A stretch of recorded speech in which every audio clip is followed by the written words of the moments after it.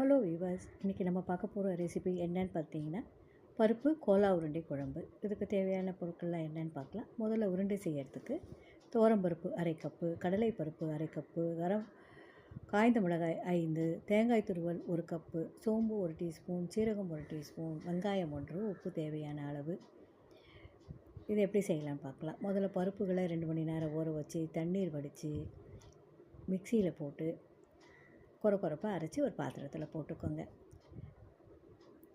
மீதி திரும்பவும் மிக்சியிலேயே தேங்காய் துருவல், சோம்பு, சீரகம், காய்ந்த மிளகாய், உப்பு சேர்த்து சிறிது தண்ணீர் சேர்த்து கெட்டியான விழுதை அரைச்சி எடுத்து வைங்க. அந்த பருப்போடு போட்டுக்கோங்க.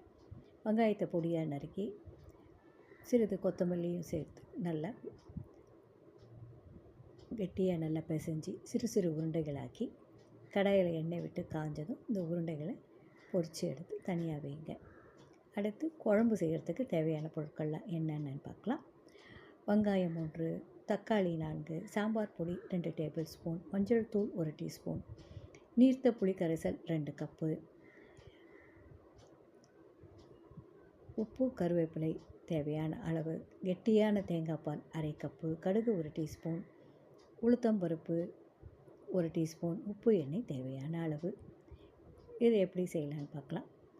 முதல்ல கடாயில் எண்ணெயை விட்டு காஞ்சதும் கடுகு, உளுத்தம்பருப்பு, கருவேப்பிலை எல்லாம் போட்டு நல்லா தாளித்து பொடியாக நறுக்கிய வெங்காயம் தக்காளியும் போட்டு நல்லா வதக்குங்க.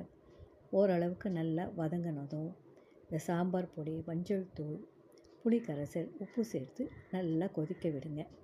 ஓரளவுக்கு நல்லா கொதித்து பச்சை வாசனை போன பிறகு தீயை சிறு தீயிலே சிம்லேயே வச்சு தேங்காய் பாலை அதில் சேர்த்து உருண்டைகளையும் அதிலேயே போட்டு நல்லா கொஞ்சம் நேரம் ஒரு 5 நிமிஷத்துலேருந்து 10 நிமிஷம் வரும் சிறு தீயிலேயே நல்லா கொதிக்கட்டும்.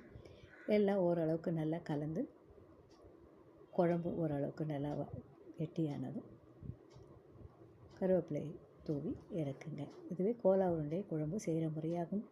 செய்து பார்த்துட்டு உங்கள் ஃபீட்பேக் எனக்கு சொல்லுங்கள். மீண்டும் ஒரு நல்ல ரெசிபியில் சந்திக்கலாம். தேங்க்யூ.